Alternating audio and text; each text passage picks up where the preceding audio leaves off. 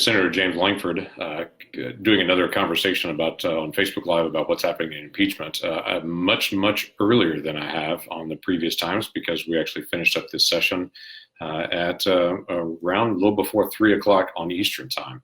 So it barely went 2 hours total today, which is similar to what happened on Saturday, a shorter time as well. This was the third day, last day for the White House counsel to be able to make its case. They had three speakers that came out today, and as they walked through the process, they first started with constitutional arguments and some of the recap from some of the constitutional arguments from the day before, and then added in some additional conversations just about things being vague in an impeachment, what that would mean, what that was like, what the founders commented about impeachment, and walked through some of those issues. And then they switched over to what they called the other accusations, things that were stated in the House manager's argument, but were not really in the articles of impeachment. And they went through several things. One was that the White House tried to cover up the record on the call by putting it in a super secret server and separate it out from everyone so no one could get access to it. Problem was they went through the facts of that, and they said, yes, it was in a different kind of server, because actually one of the staff that was there, Tim Morrison, who was one of the witnesses for the House impeachment hearings, actually stated, yes, he's the one that recommended, because he thought this call is going to be twisted out of perspective based on partisan issues in Washington, D.C. And so he just recommended it be put into place and be tagged according to that. Sure enough, it was twisted out based on partisan basis. They asked Tim Morrison, did he think there was anything inappropriate? And he said, no, I don't think there was anything inappropriate. I just think it's going to be misinterpreted. And so it was interesting to be able to hear that. But they also said the server that was put in, was it really blocked access from anyone? All of the National Security Council still had access to it. Lieutenant Colonel Vindman still had access to it. Everybody that was in the process still had access to it. And so, yes, it was a different server because of Tim Morrison's recommendation on that, not based on somebody else from the White House, but everyone still had access to it. He said, so it's not a cover-up if everyone who needed it still had access to it, just like any other server. They also went through this challenge that the Inspector General, when dealing with a whistleblower complaint, was actually trying to bury the whole thing and was trying to be able to keep it from going public. The House manager spent a lot of time on this argument, saying that this was an urgent matter. The Inspector General saw it as an urgent matter, and it was kept from the public when the law says it has to be released within 14 days. So the White House actually went back to the actual statute, and yes, it does use the word urgent in it, but it also lists in it and says it has to be intelligence related, and it has to be not just somebody from the intelligence agency, but the actual topic of the issue has to be intelligence related. And this is not intelligence related. This is a phone call between two heads of state. So the nonpartisan career staff of the Office of Legal Counsel looked at that and said, this whistleblower complaint doesn't fall within the whistleblower statute based on that, and sent it over to the Department of Justice and says, it's not that it's going to get buried. It needs to go to the right spot. It's in the wrong place. So they sent it over to Department of Justice. Department of Justice opened it up, looked at it, and said, okay, on its face, this looks like this could be a campaign violation issue. So they did their research on it based on that, and then came back and said, no, it's not. And so then they closed the case. And so it actually followed the exact steps that every other whistleblower complaint would go through. There was nothing different about this whistleblower complaint other than the whistleblower made sure that they got it released out in the spot they wanted to get it released eventually. And it did all come out eventually. What's interesting about the whole process with the Inspector General and the whistleblower, the only part that has never been released is the actual testimony with the House in the SCIF with the Inspector General related to the whistleblower and that call and how that actually came down. That's the only part of this whole process that's actually not public now about the Inspector General and that whole process. So he went through that at length and said, no one's trying to hide it. No one's trying to do anything. Here's the exact process. It's handled the same way of everything else. Giuseculo stood up as the second speaker, went through the process of impeachment. What has that been historically, but also did a challenge that actually Manager Schiff had said, you need to walk in someone else's shoes. And so Giuseculo said, okay, so let's set this in context to walk in other people's shoes, because there's been a challenge that the president should have always used official resources, should have trusted all the career staff, that sometimes he differs from career staff and doesn't trust them. And it's been implied over and over again that's an impeachable issue, but clearly they brought up that's actually a policy difference. The president is the one who makes decisions for every executive agency. His staff makes recommendations to him, but ultimately at the end of the day, the president of the United States constitutionally is the one who makes those decisions through it. And so he talked through some of that. He said, but let's talk about the president and the advice from different staff and his trust in this process and what's happened.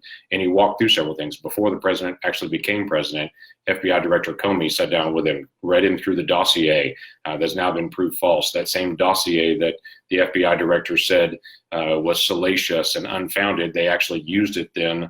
An FBI attorney working under him used that to then get a FISA warrant, which now the FISA court has come back and said, okay, that was false, and you were misleading us using that document because of the way that you wrote it, and you knew there was false information with it. That same lawyer that gave false information was hired on by the Mueller investigation, was in the start of the Mueller investigation until all of that area was learned.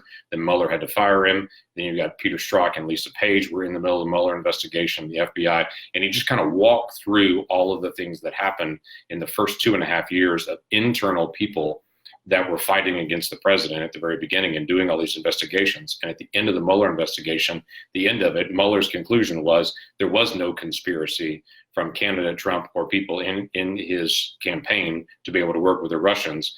And so this call was literally the day after all of that had been resolved. And so it was interesting just to be able to hear him put it all in context and say, get in the president's head. Does he always trust the advice of every staff member, of every person around him, taking care of every issue? No, at times he takes things into his own hands because he is concerned about some of the things that are actually around him. So it was just an interesting conversation to be able to walk through.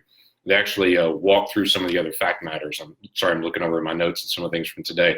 But he talked about the president knew he wasn't alone on the call. Every head of state, he knows there's a bunch of people that are on the call on both sides of it. He talked about the burden sharing issue that the president identified, and there were two issues the president really wanted to have in Ukraine them to be able to take care of. One is the United States is not the primary group taking care of Ukraine, that other nations are also being engaged on that. The other one is dealing with corruption.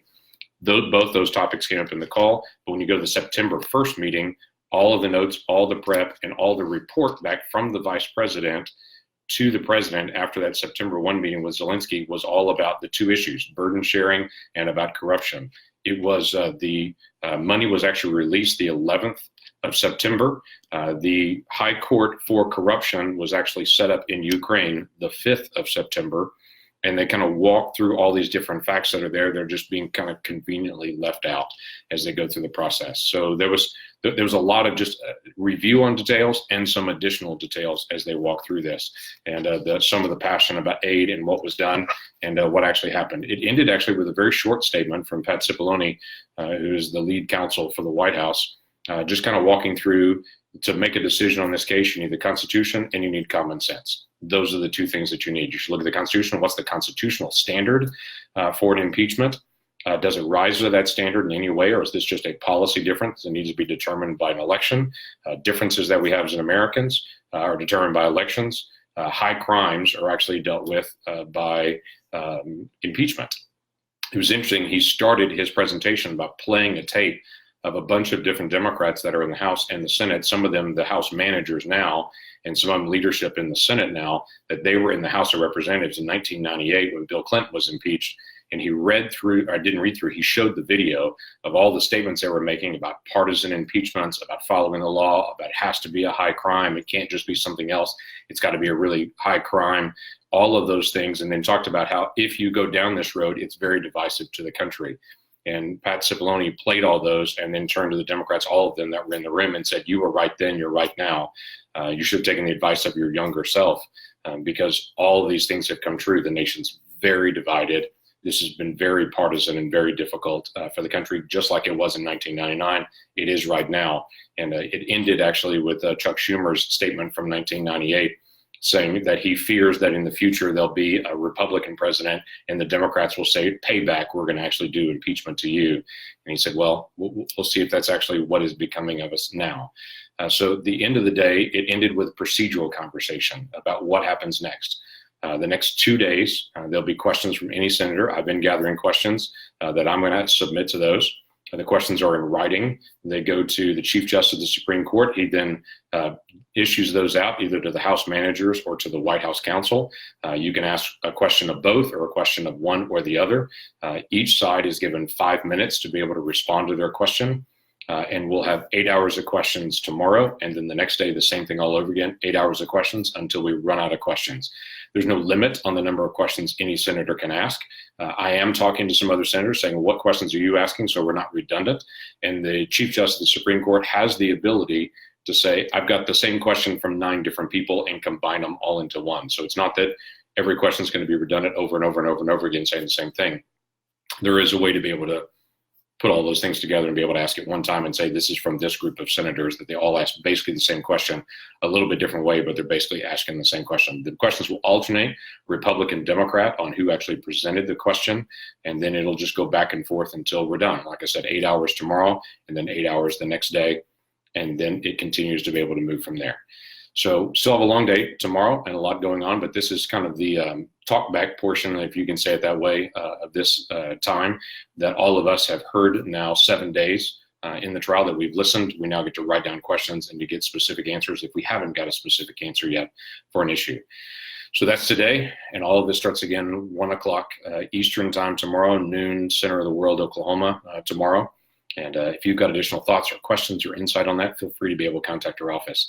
You can obviously do that, as lots and lots of people have called our office, given their opinions and thoughts about the impeachment over the last several days. You can find all the contact information at lankford.senate.gov.